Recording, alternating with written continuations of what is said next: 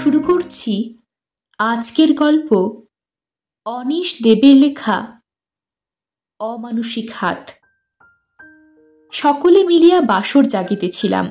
এই বাসর জাগরণ অনুষ্ঠানে আমার মতন 50 প্রৌঢ়ের সম্ভবত স্থান হইবার কথা নহে, কিন্তু বরপক্ষের একান্ত অনুরোধ ও দলবদ্ধ আড্ডার প্রতি আমার অনমনীয় আকর্ষণ এড়াইতে পারি না।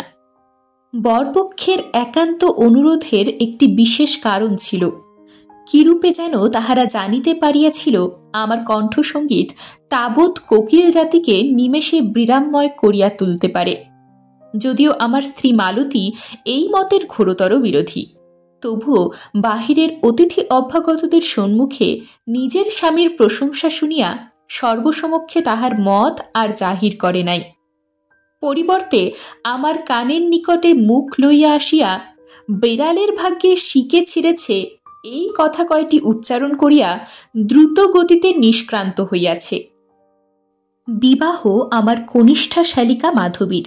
অন্যান্য 3 শালিকা অপ্রত্যাশিত তৎপরতায় নিজ নিজ স্বামী গৃহে রিজার্ভেশন পাইলেও মাধবীকে 3টি বৎসর ওয়েটিং লিস্টে নাম লিখাইয়া রাখিতে হইয়াছিল। অবশেষে প্রজাপতি নির্বন্ধে ও মাধবীর পিতামাতার অনলস প্রচেষ্টায় কলিকাতা হইতে এই যমুনাপুর নামক অজপাড়াগাঁয়ে ইঞ্জিনিয়ার পাত্র শ্রীমান চন্দ্রমোহন বন্ধুবান্ধব সমভিব্যাহারে এই ঘোর শীতকালে হ্যাজাক লণ্ঠনের আলোয় বিবাহকার্য সুসম্পন্ন করিতে আসিয়াছে। এখন রাত্রি প্রায় 12টা। অতএব বিবাহ এবং নিমন্ত্রণের পাঠ শেষ করিয়া সকলেই শয্যাভিমুখী হইয়াছে। বরযাত্রীদের অন্য বাড়িতে শয়নের ব্যবস্থা করা হইয়াছিল। কেবলমাত্র চন্দ্রমোহনের 3 বন্ধু ও আত্মীয় বিশ্বনাথবাবু বাসর ঘরে চন্দ্রমোহনকে সঙ্গ দিতে থাকিয়া গিয়াছেন। কন্যাপক্ষের একমাত্র পুরুষ প্রতিনিধি আমি স্বয়ং। ইহা ছাড়া যে কয়েকজন বালিকা, কিশোরী ও তরুণী ঘরে উপস্থিত, তাহারা মাধবীকে ঘিরিয়া নানান জল্পনা কল্পনায় ব্যস্ত। কেবল মধ্যে মধ্যে তাহাদের হাস্যরোল কানে আসিতেছে।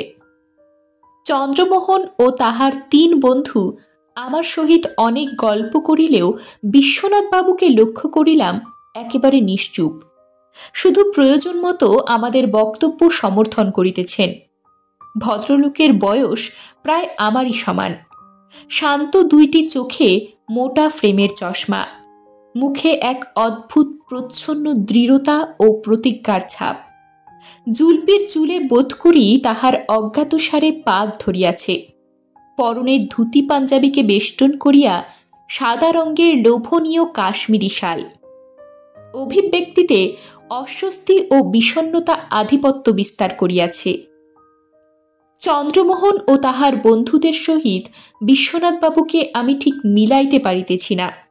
যেন সিঁড়ি ভাঙা কোনো সরল অঙ্কের উত্তর বারংবার ভুল হইয়া যাইতেছে। আমার কৌতূহলী দৃষ্টি ও দ্বিধাগ্রস্ত মনোভাব সম্ভবত চন্দ্রমোহনের দৃষ্টি এড়ায় নাই। সুতরাং উপযাচক হইয়া সে আমাকে বিশ্বনাথবাবুর পরিচয় দিল।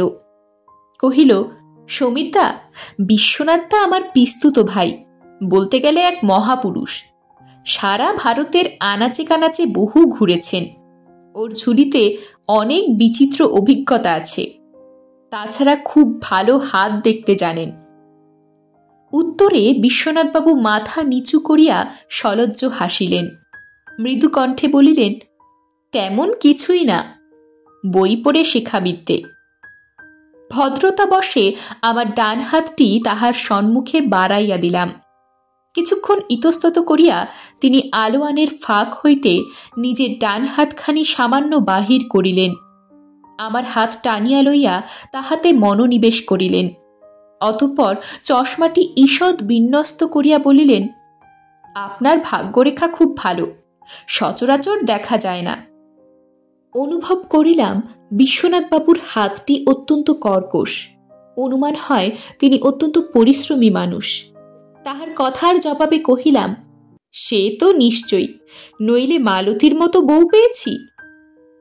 চন্দ্রমোহন ও তাহার বন্ধুরা হাসিয়া উঠিল। বিশ্বনাথবাবু আরও যোগ করিলেন, আপনার যশোরেখাও ফেলনা নয়, চন্দ্রমোহন কহিল, তাও তো হ্যাজাকের আলোয় ভালো করে দেখা যাচ্ছে না, ইলেকট্রিকের আলোয় আরো জোরদার দেখাতো। চন্দ্রমোহনের এক বন্ধু অবিনাশ আক্রমণাত্মক সুরে কহিল, দাদা আর ছাড়ছি না, নিন শুরু করুন। একটা অভাবনীয় সঙ্গীতের মূর্ছনায় আমাদের মূর্ছা ঘটিয়ে বিশ্বনাথদাকে প্রমাণ দিন যে আপনার যশরেখা সত্যিই জোরদার। ব্যাস এইটুকুই যথেষ্ট। অতএব সকলের পীড়াপিড়িতে গান ধরিলাম, কিন্তু গান যখন মধ্যপথে, তাহাকে বাধা দিল মালতী। লক্ষ্যই করি নাই কখন সে দরজার পাশে আসিয়া দাঁড়াইয়াছে। এতক্ষণে তাহার 10ম বর্ষিয়া একমাত্র কন্যাসহ ঘুমাইয়া পড়িবার কথা। অতএব স্বভাবতই অবাক হইলাম। গান থামিল। সকলের দৃষ্টিতেই নীরব প্রশ্ন ফুটিয়া উঠিল। মালতী সমস্ত কিছু উপেক্ষা করিয়া মৃদু কণ্ঠে আমাকে ডাকিল, একটু শুনবে? আদেশ নীরবে পালন করিলাম। আমি নিকটে আসিলে সে ফিসফিস করিয়া কহিল, আমার সীতাহারটা খুঁজে পাচ্ছি না।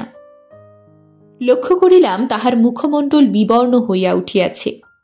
স্বাভাবিক, কারণ সীতাহারটি একাধারে আমার বিবাহের যৌতুক, মালতীর মাতৃবংশের ঐতিহ্যবাহী এবং 9.5 ভরি সোনায় তৈরি। সর্বোপরি উহা যে পুনরায় গড়াইয়া দেওয়া আমার ন্যায় চাকুরিজীবীর পক্ষে সম্পূর্ণ অসম্ভব, ইহা মালতী ও আমি উভয়েই জানি।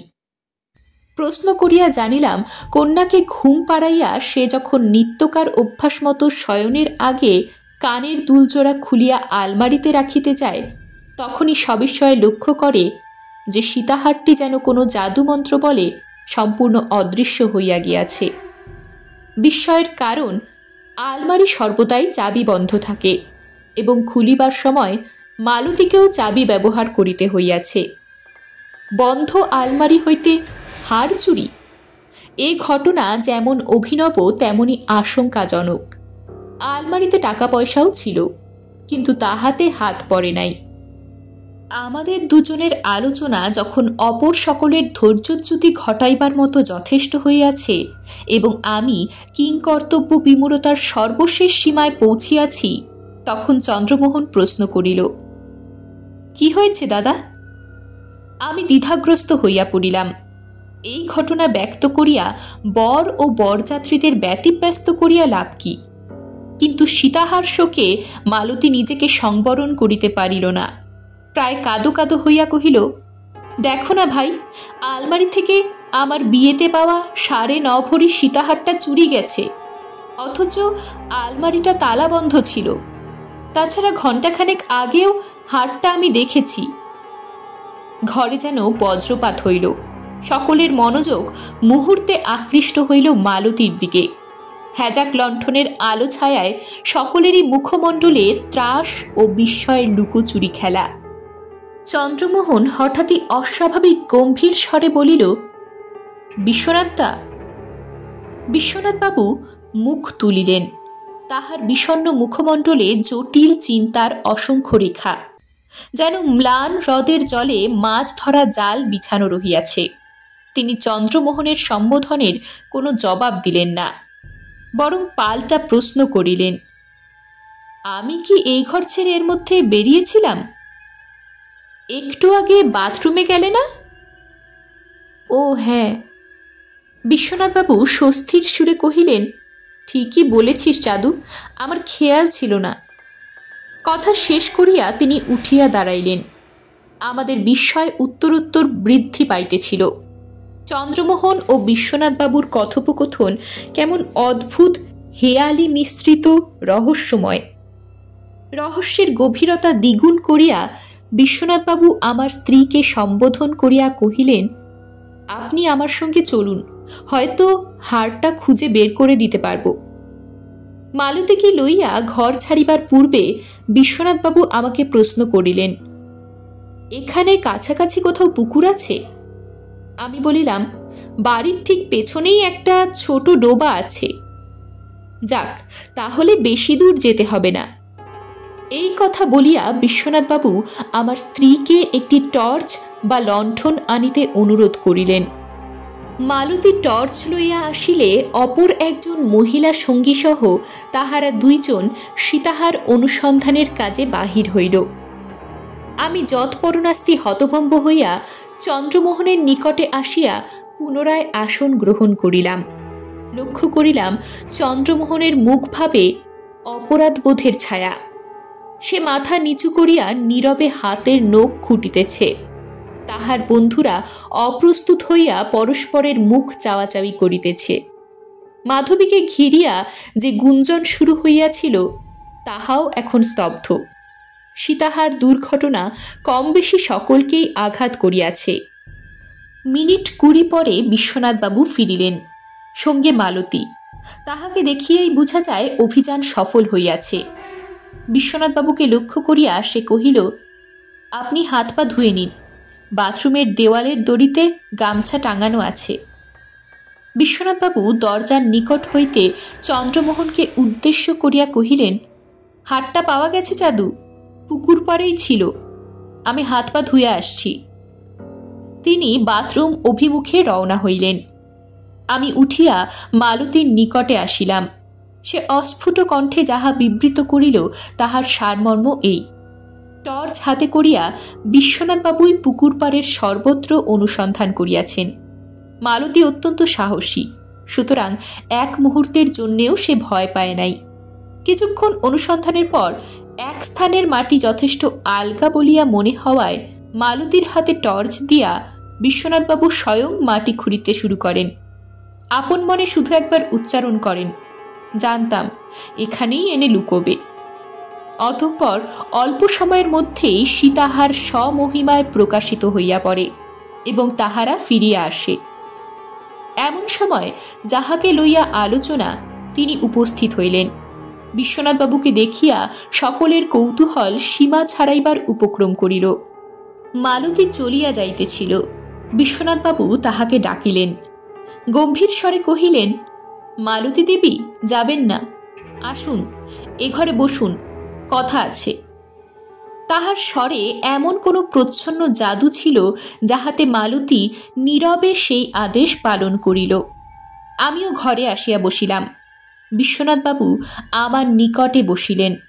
দেখিলাম তাহার ধবধবে ধুতির শরীরে কাদার ইতস্তত কলঙ্ক লাগিয়াছে। কাশ্মীরি শালটিও পুরোপুরি রক্ষা পায় নাই। যে নীরব প্রশ্ন ও কৌতূহল আমি এ পর্যন্ত সকলের দৃষ্টিতে দেখিয়াছি, সম্ভবত তাহা বিশ্বনাথবাবুর নজরে পড়িল। তিনি উপস্থিত সকলের মুখের ওপর পর্যায়ক্রমে দৃষ্টি নিক্ষেপ করিয়া হঠাৎই মালতীকে লক্ষ্য করিয়া বলিলেন, মালতী দেবী, হারটা যে আপনি পেয়েছেন সবাইকে দেখান। বিস্মিত মালতী শাড়ির আঁচল খুলিয়া হারটি বাহির করিল এবং ঘরে উপস্থিত সকলের নিকট দৃশ্যমান হয় এমনভাবে উহা তুলিয়া ধরিল। ইতস্তত বিক্ষিপ্ত হ্যাজাকের আলোয় সীতাহারটি ঝকমক করিয়া উঠিল। মালতী হারটি পুনরায় যথাস্থানে বাঁধিয়া রাখিলে বিশ্বনাথবাবু কহিলেন, সমীরবাবু, একমাত্র চাদুর সম্মান রক্ষার জন্যেই মালতী দেবীকে সীতাহারটা সকলকে দেখাতে অনুরোধ করলাম। তাছাড়া এই হার চুরিতে আর বিশেষ করে তার উদ্ধারে আপনারা সবাই যে ভীষণ অবাক হয়েছেন তা বেশ বুঝতে পারছি। বিশ্বনাথবাবু একটু থামিলেন, চন্দ্রমোহনকে নিরীক্ষণ করিলেন। তাহার মুখমণ্ডলে এখন সামান্য স্বস্তির আভাস পাওয়া যাইতেছে। সে নতুন বর, ফলে তাহার সংকট ও লজ্জা সর্বাপেক্ষা অধিক হওয়াটাই স্বাভাবিক। এখন সেই সংকট ও লজ্জার মেঘ অদৃশ্য হইয়া চতুর্দশীর চাঁদ স্বস্তির ইঙ্গিত বহন করিয়া প্রকাশিত হইয়াছে। বিশ্বনাথবাবু আমাকে উদ্দেশ্য করিয়া কহিলেন, এই চুরি ও তার বিচিত্র আবিষ্কারের পেছনে আরও বিচিত্র এক কাহিনী আছে।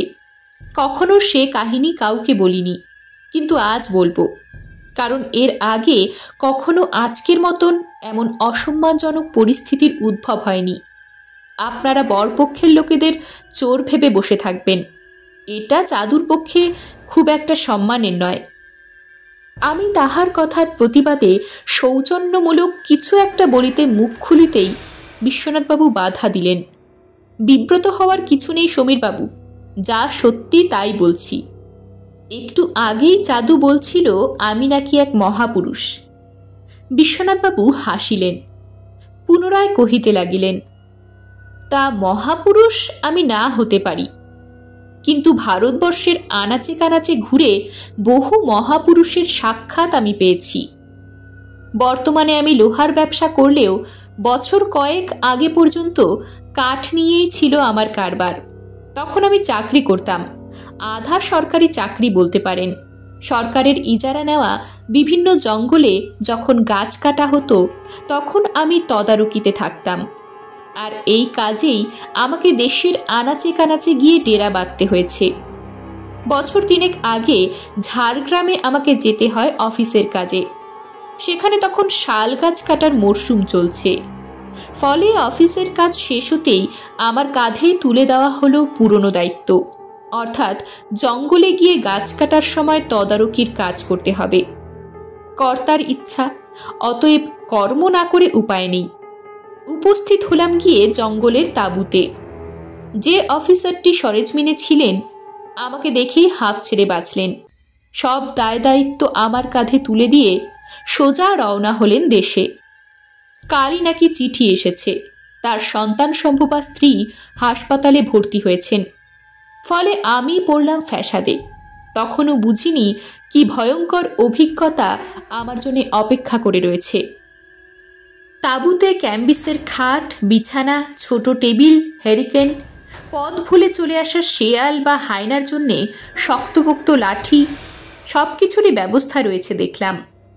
আমি বাউন্ডুলে ব্যাচেলার মানুষ, কোনো অবস্থাকেই আর ভয় পাই না। সুতরাং তাঁবু আমার কাছে রাজবাড়ি বলে মনে হলো। দেখলাম ঝাড়গ্রামের প্রচণ্ড মশাকে প্রতিরোধ করার জন্যে একটা মশারির ব্যবস্থাও রয়েছে। আর কি চাই? বিশ্বনাথবাবু এক মুহূর্ত থামিলেন। ঘড়ি দেখিলাম, রাত 1:30। চন্দ্রমোহন তাহার নিকট অনুমতি লইয়া একটি সিগারেটে অগ্নিসংযোগ করিল। দেখা দেখি অবিনাশও তাহার অনুসরণ করিল।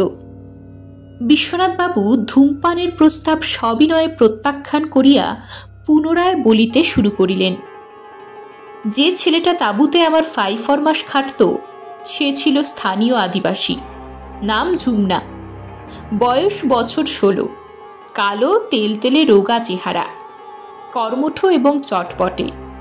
জঙ্গলে যারা গাছ কাটে তারাও ওই আদিবাসী দলেরই, এবং তাদেরই একজনের পরে জেনেছি তার নাম রমেশ। কিরকম যেন আত্মীয় হয় ছেলেটা। সুতরাং ঝুমনা আমার কাছে যেন দেবদূত হয়ে দেখা দিল। ওপরওয়ালার অযাচিত আশীর্বাদ। এহেন কর্মে সুপটু ছেলেটার একটা খারাপ অভ্যেস ক্রমে ক্রমে ধরা পড়তে শুরু করলো। আমার গলায় একটা বিছেহার সবসময় পরা থাকতো, শুধু রাতে ওটা আমি খুলে রাখতাম গলায় ফুটতো বলে। একদিন সকালে বিছানা ছেড়ে রোজকার অভ্যেস মতো হাত বাড়িয়েছি পাশের ছোট টেবিলটার দিকে, এবং বিছেহারটা না পেয়ে চমকে উঠেছি। চমকে ওঠার 2টো কারণ আছে। 1, হারটা সোনার। 2, ঝাড়গ্রামের মতো ওই সঙ্গী বর্জিত নির্জন গ্রামে এসে কলকাতার মতো শহুরে চোরের উৎপাত পাবো আশা করিনি। অবাক হওয়ার প্রাথমিক পর্যায়টা কেটে যেতেই মনে স্বাভাবিক প্রশ্নটা জেগেছে, কে চুরি করলো হারটা? ঝুমনা? বিশ্বাস হতে চায় না, কিন্তু পরিস্থিতি নিরুপায়।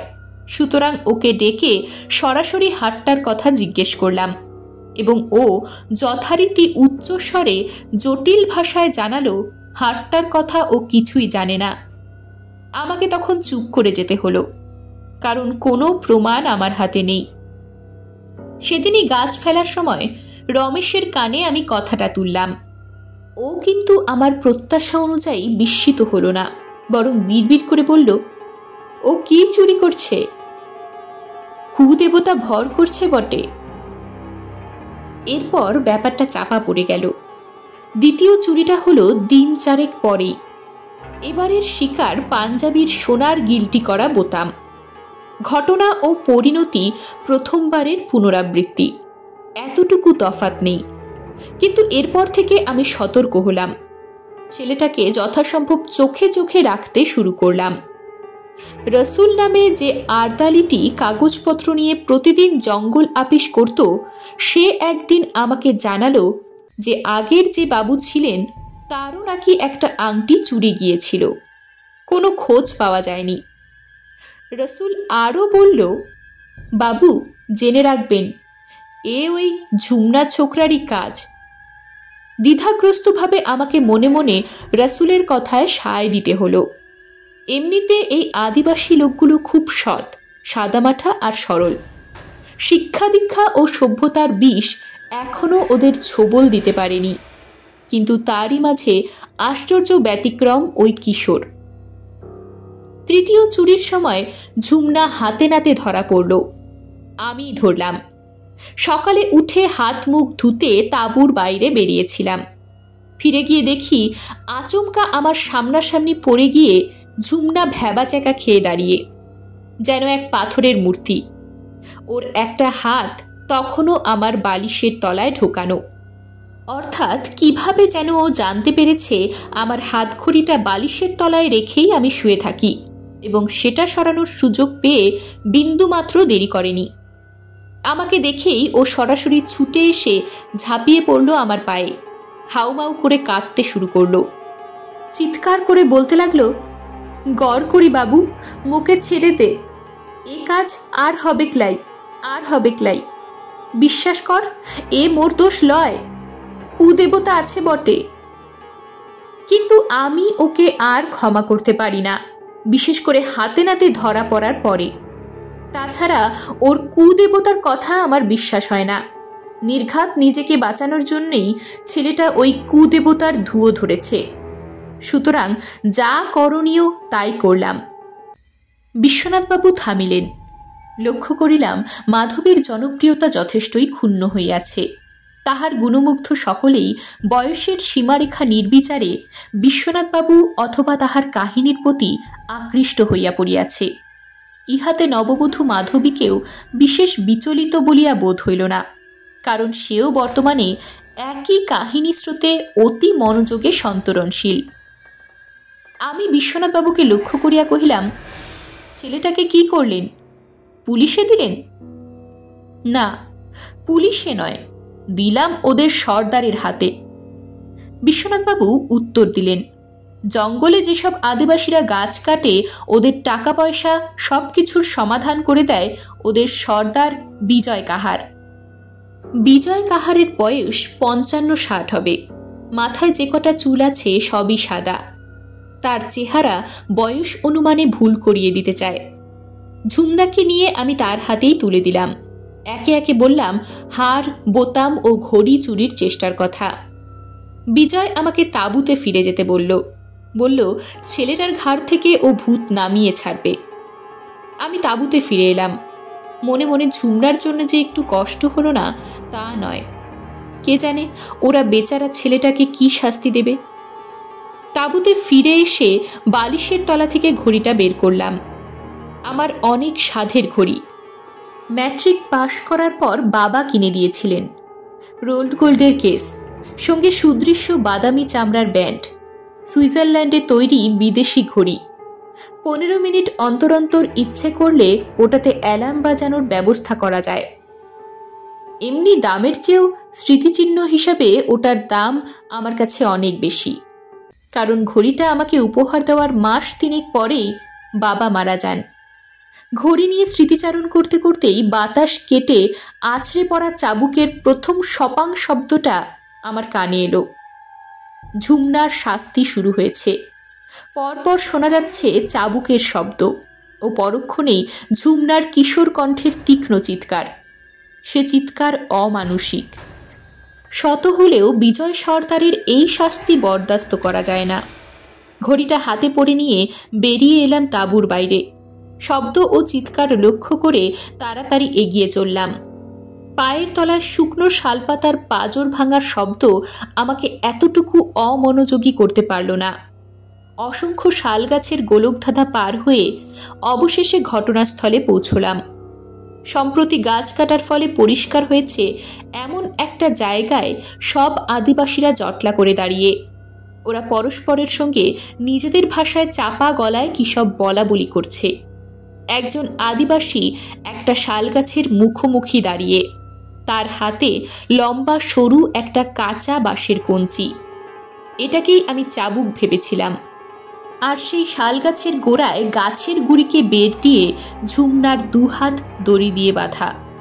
কাছেই দাঁড়িয়ে বিজয় কাহার। সে চিৎকার করে এক একটা সংখ্যা গুনছে আর সপাং করে কঞ্চির বাড়ি গিয়ে পড়ছে ছেলেটার হাতে, যে হাত দিয়ে ও চুরি করেছে। ঝুমনার হাত কেটে রক্ত পড়তে শুরু করেছে। মনে হলো হাত দুটো যেন বেশ ফুলেও উঠেছে। আমি চিৎকার করে বিজয়কে থামতে বললাম। ও চমকে ফিরে তাকালো আমার দিকে।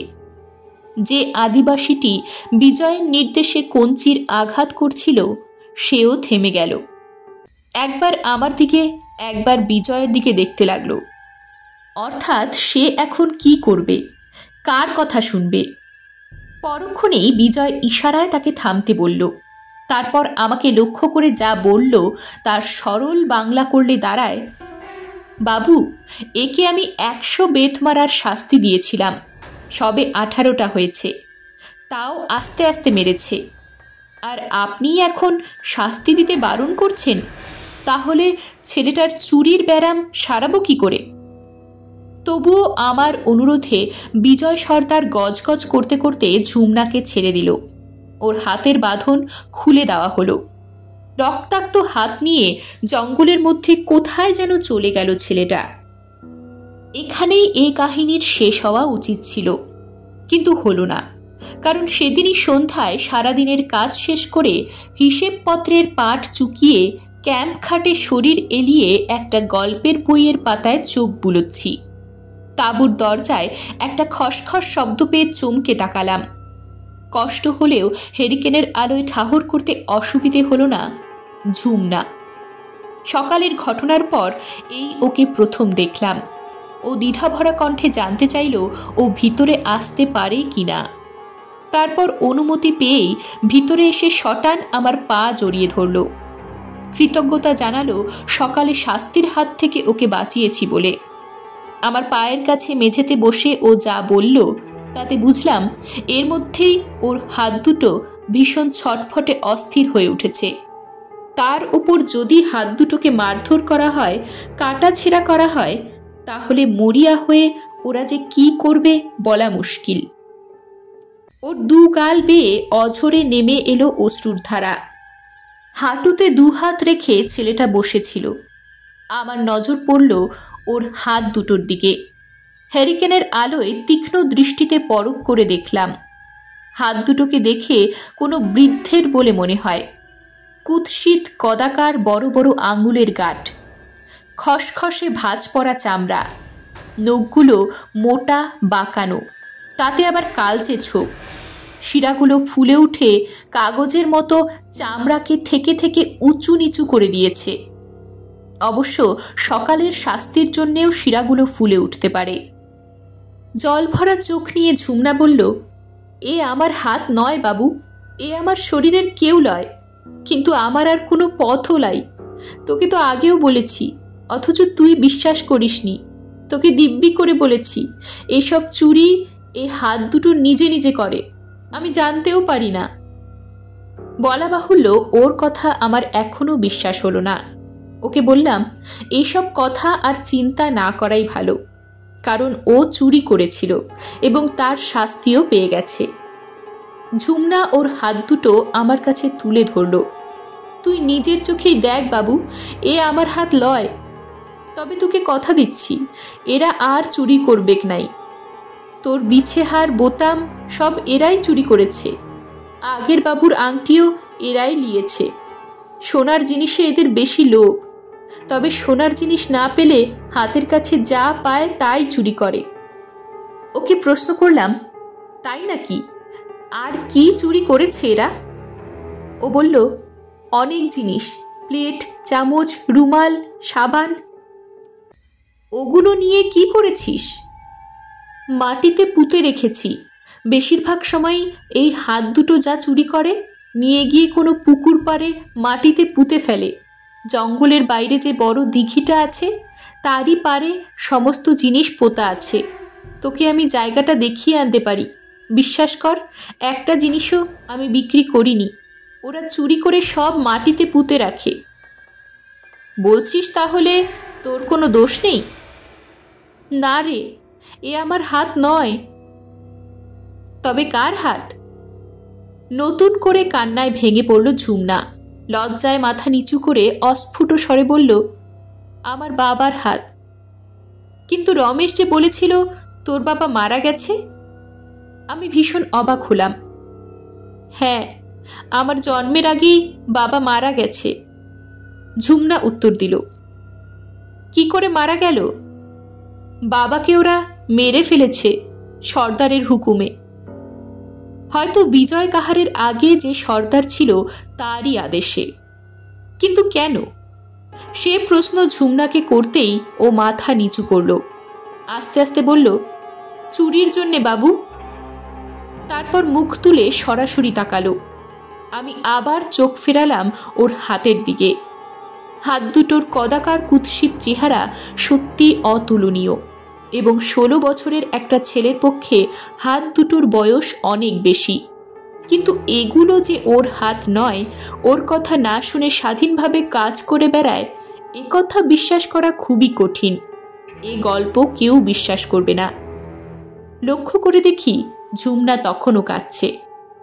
বিশ্বনাথবাবু ঈষৎ থামিয়া ঘরের পরিবেশ নিরীক্ষণ করিলেন। ছোটরা প্রায় সকলেই তন্দ্রা অথবা নিদ্রায় আংশিক অথবা পূর্ণরূপে আচ্ছন্ন। মাধবীও নিস্তার পায় নাই। কিন্তু আমি ও মালতী যতখানি সজাগ ততোধিক কৌতূহলী। চন্দ্রমোহন ও তাহার বন্ধুরা গম্ভীর হইয়া নিবিষ্ট মনে বিশ্বনাথবাবুর কাহিনী শুনিতেছে। সম্ভবত বর্তমান ঘটনার সহিত ইহার প্রত্যক্ষ অথবা পরোক্ষ যোগাযোগের সূত্রটি নির্ণয়ের চেষ্টা করিতেছে। আমি বিশ্বনাথবাবুকে লক্ষ্য করিয়া প্রশ্ন করিলাম, তারপর কি হলো? তিনি কহিলেন, ছেলেটাকে বললাম এবার থেকে টুকিটাকি কিছু দরকার হলে যেন আমার কাছ থেকে চেয়ে নিয়ে যায়। কিন্তু সে বারবার করে প্রতিজ্ঞা করল পুরনো ঘটনার আর পুনরাবৃত্তি হবে না। সে একটা হেস্তনেস্ত করবেই করবে। তারপর হঠাৎ বলল, বাবু, আমাকে একটা বাক্স দিবি? অফিসে কাঠের স্যাম্পল পাঠানোর জন্য মাঝারি সাইজের একরকম পিচবোর্ডের বাক্স আমরা ব্যবহার করতাম। তারই কয়েকটা তাঁবুর এক কোণে স্তূপাকারে পড়েছিল। সেদিকে আঙ্গুল দেখিয়েই অনুরোধটা ঝুমনা করেছে। নির্বিবাদে একটা বাক্স ওকে দিয়ে দিলাম। তা দিয়ে ও কি করবে ওই জানে। বাক্সটা নিয়ে ও ছুটে বেরিয়ে গেল তাঁবু থেকে, মিলিয়ে গেল জঙ্গলের গভীরে।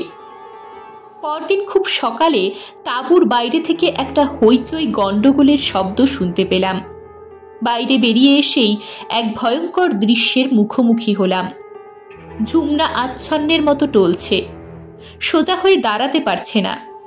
কবজি ও কুনুইয়ের মাঝামাঝি জায়গা থেকে ওর হাত দুটো কেউ কেটে নিয়েছে, আর রক্তাক্ত ভোঁতা প্রান্ত দুটো কাদামাটি মাখা ন্যাকড়া দিয়ে জড়িয়ে দিয়েছে।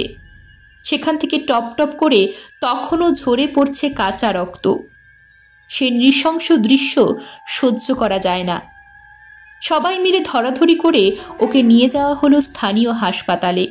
সেখানকার এক তরুণ ডাক্তারের তত্ত্বাবধানে সঙ্গে সঙ্গে ভর্তি করে দেওয়া হলো। রমেশ একসময় আমার পাশে এসে বলল, কুদেবতার অভিশাপেই নাকি এমনটা হয়েছে। ভারাক্রান্ত মন নিয়ে তাঁবুতে ফিরে এলাম। আদিবাসীরা রোজকার মতো জঙ্গলে কাঠ কাটতে লেগে গেল। কিন্তু ঝুমনাকে নিয়ে ঘনিয়ে ওঠা দুশ্চিন্তাটা এক মুহূর্তের জন্যেও মন থেকে সরাতে পারলাম না। বিকেল হতে না হতেই হাসপাতালে রওনা হলাম ওকে দেখতে। ওর কাটা হাত দুটোয় এখন নতুন করে পরিষ্কার ব্যান্ডেজ বেঁধে দেওয়া হয়েছে। তরুণ ডাক্তারটি আমাকে আশ্বাস দিল, রক্তপাত প্রচুর হয়েছে, তবে বিশেষ ভয় নেই, ও সেরে উঠবে।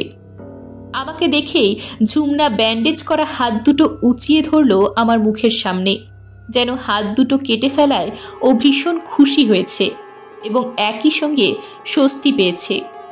কিন্তু কে কাটল ওর হাত দুটো? কেমন করেই বা কাটল? একটু পরেই সে প্রশ্নের উত্তর পেলাম।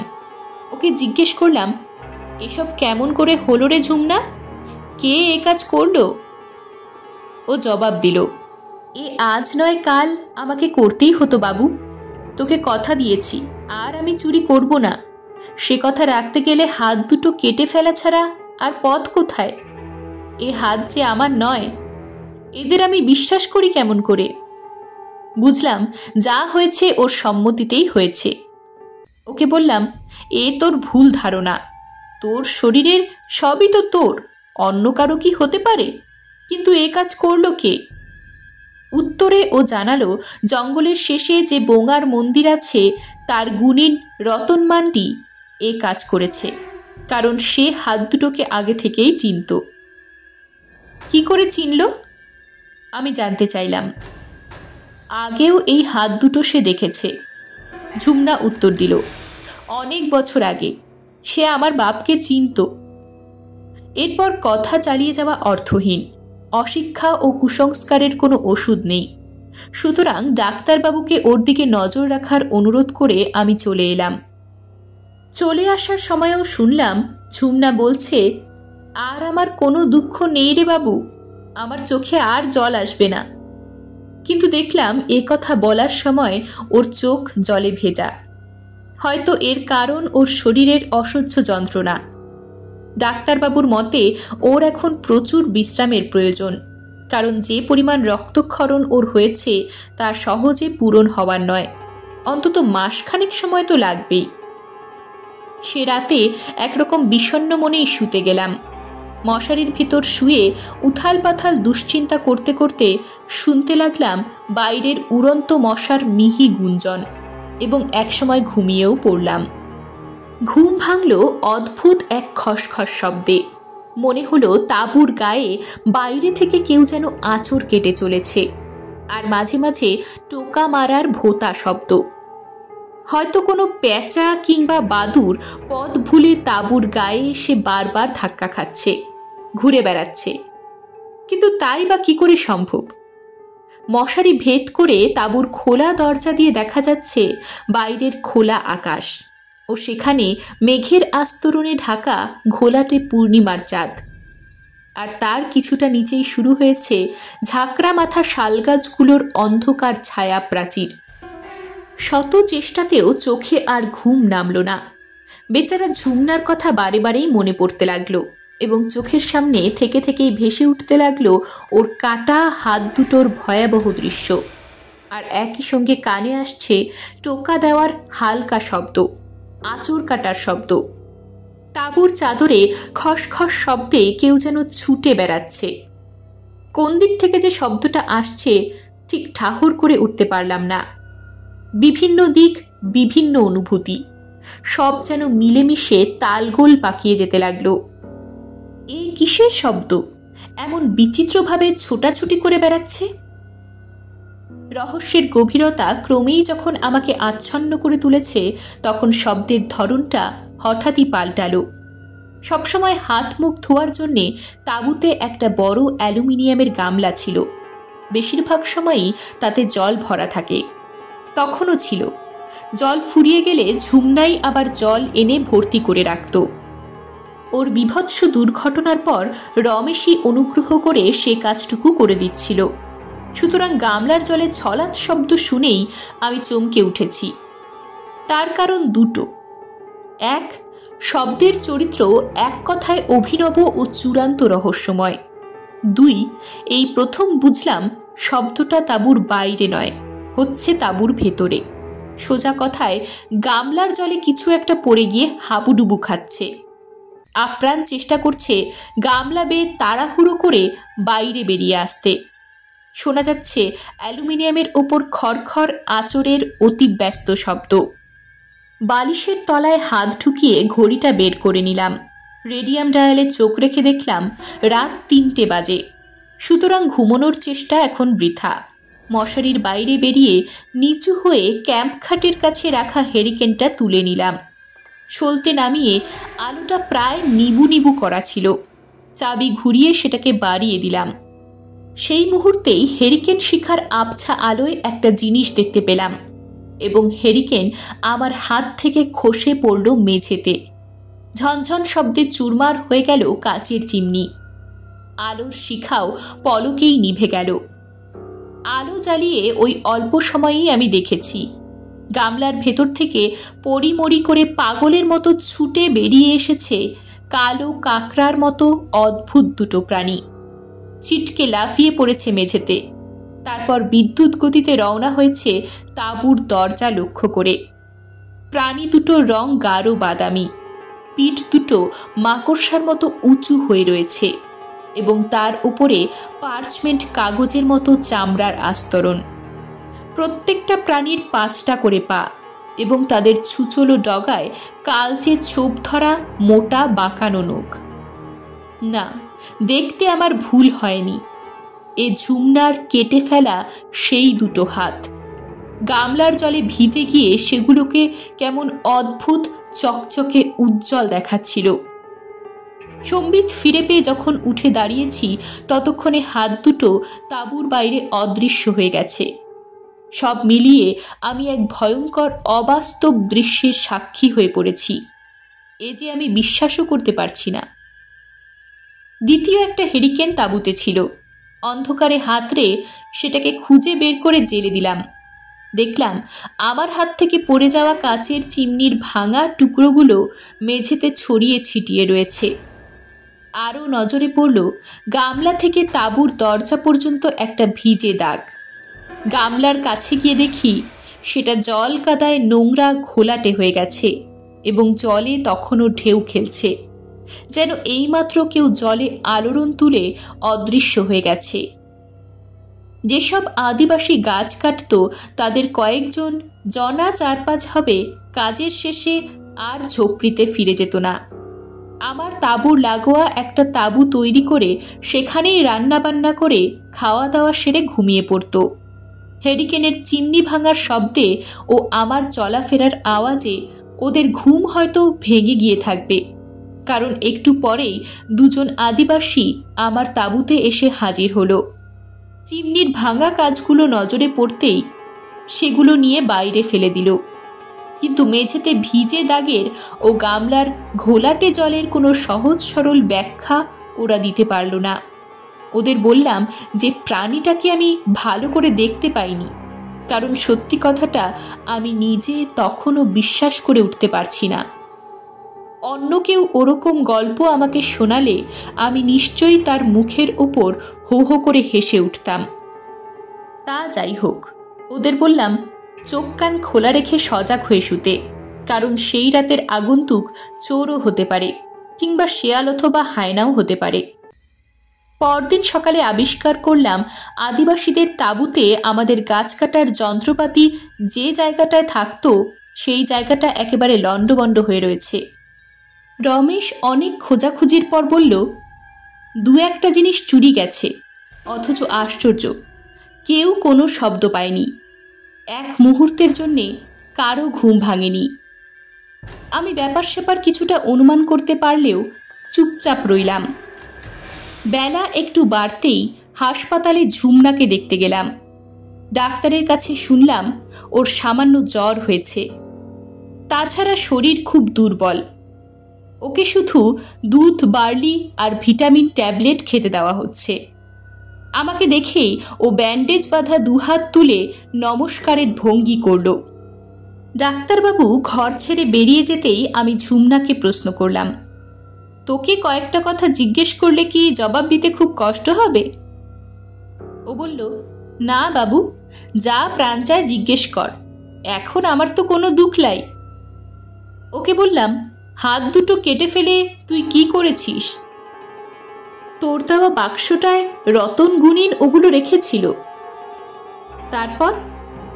তারপর বাক্সটা সমেত মাটিতে পুঁতে ফেলেছে, আমি নিজের চোখে দেখেছি। ওইটুকুই আমার জানার দরকার ছিল। হাসপাতাল থেকে ফিরে এলাম। সে রাতে আর 2 চোখের পাতা এক করিনি। শেয়াল কিংবা হায়না তাড়ানোর লাঠিটা হাতের কাছে নিয়ে অপেক্ষায় রইলাম, কিন্তু কিছুই হলো না। তার পরের রাত, এমনকি 3য় রাতেও কিছু হলো না। আমি ভাবলাম হয়তো হেরিকেনের আলোতে ওই মহাচোর হাত দুটো দেখা দিতে লজ্জা পাচ্ছে। সুতরাং পরের রাতে আলো নিভিয়েই শুয়ে পড়লাম। একটা অদ্ভুত শব্দে ঘুমটা ভাঙল। আমার কানের ঠিক নিচেই আমার হাতঘড়িটার অ্যালার্ম বাজছে। বালিশ ভেদ করেও চাপা শব্দটা আমার কানে আসছে।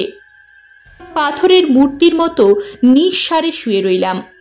ধীরে ধীরে হয়তো মিনিট 15 কেটে গেল, কারণ তারপরই আমার কানে এলো দ্বিতীয় অ্যালার্মের শব্দ। রাত এখন কটা বাজে কে জানে, কিন্তু অ্যালার্মটা নিজে থেকে বাজছে কেমন করে? আমি তো অ্যালার্মের চাবিতে দম দিইনি। ধীরে ধীরে একটা হাত বালিশের তলায় ঢুকিয়ে দিলাম। পর মুহূর্তেই এক অমানসিক বিকৃত চিৎকার বেরিয়ে এলো আমার ঠোঁট চিরে। বালিশের তলাতেই ওরা রয়েছে, সেই হাত দুটো, আর আমার হাতঘড়িটা সেই হাতের মুঠোর মধ্যে। ঘড়ির চামড়ার ব্যান্ডের একটা প্রান্ত সামান্য বেরিয়েছিল।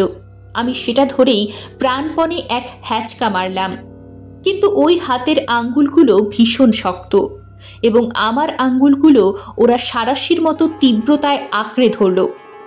আমি আবার চিৎকার করে উঠলাম।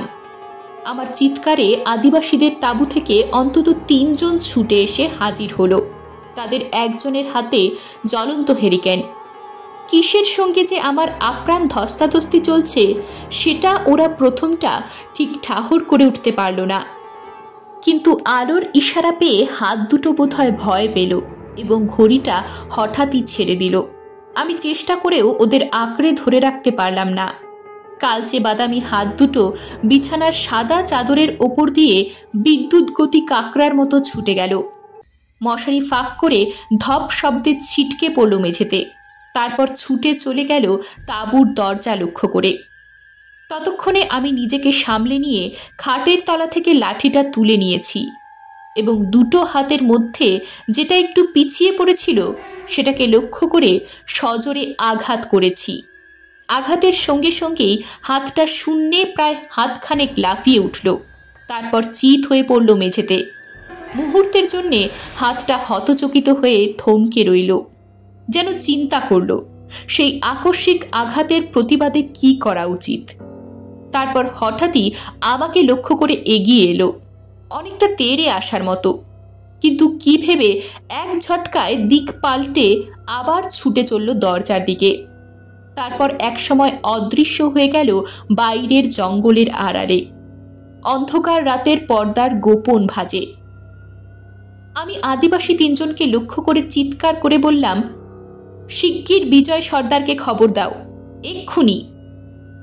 ওরা ছুটে বেরিয়ে গেল বিজয় কাহারকে খবর দিতে।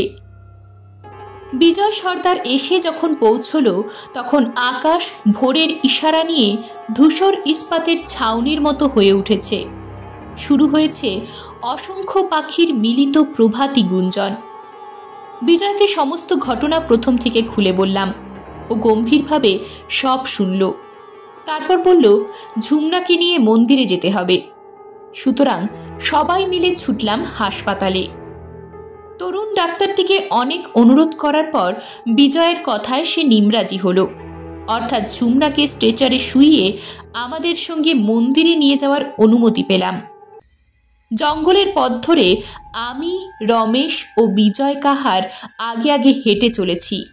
পেছনে আদিবাসীদের বয়ে আনা স্ট্রেচারে শুয়ে 16 বছরের অসুস্থ ছেলেটা।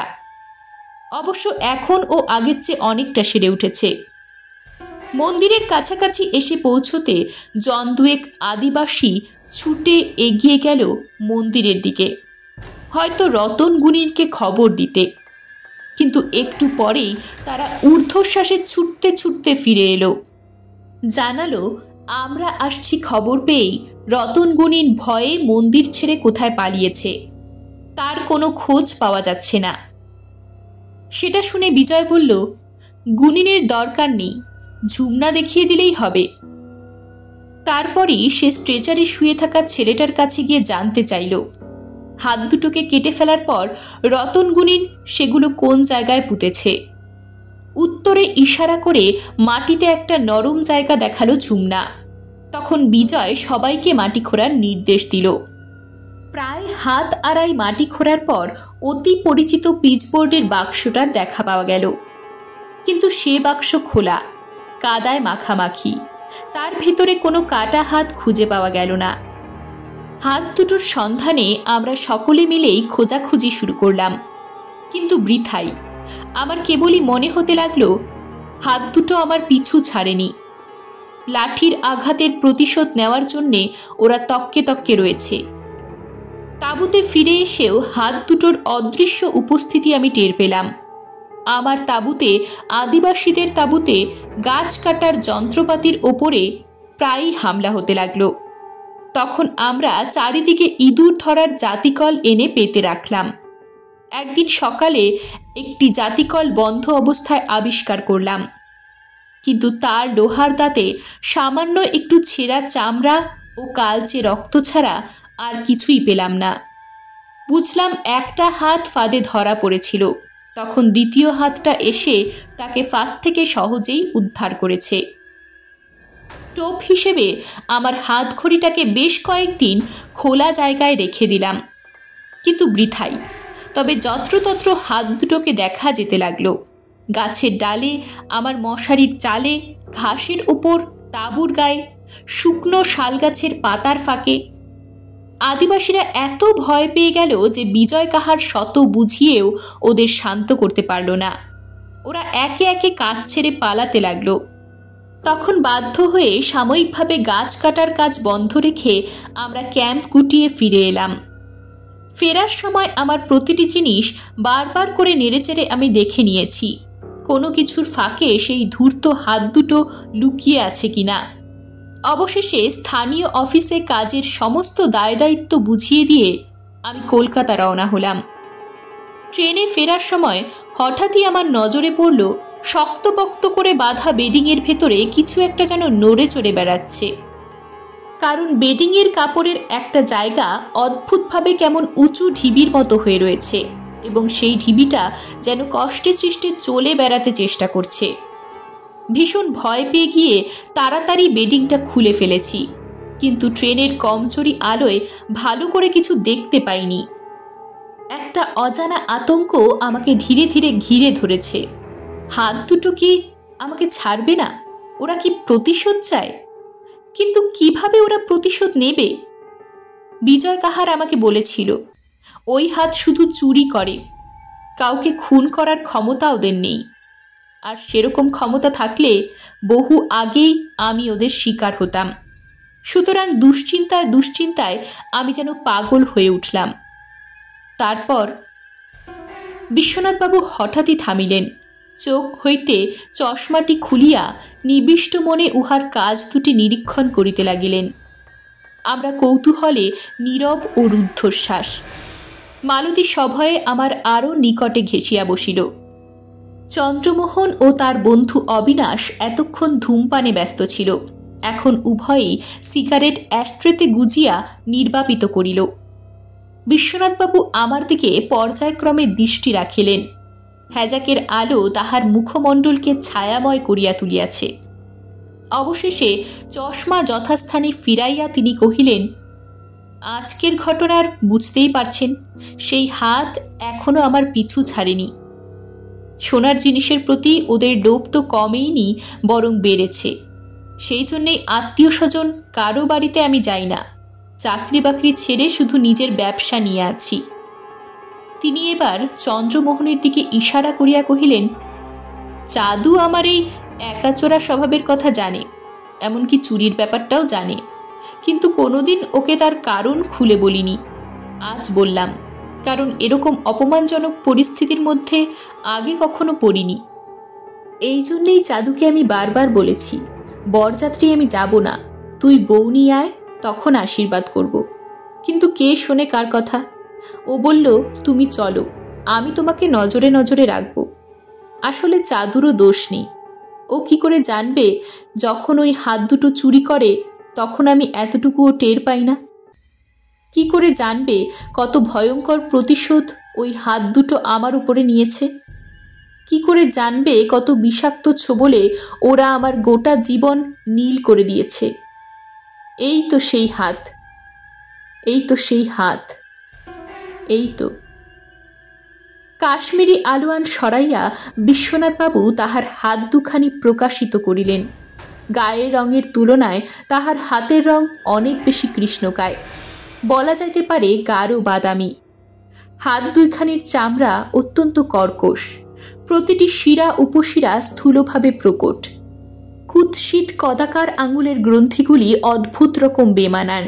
নখগুলি অত্যন্ত পুরু, গাঢ় কৃষ্ণবর্ণ ছাপে কলঙ্কিত এবং কোনো মাংসাশী জন্তুর নখের ন্যায় বক্র।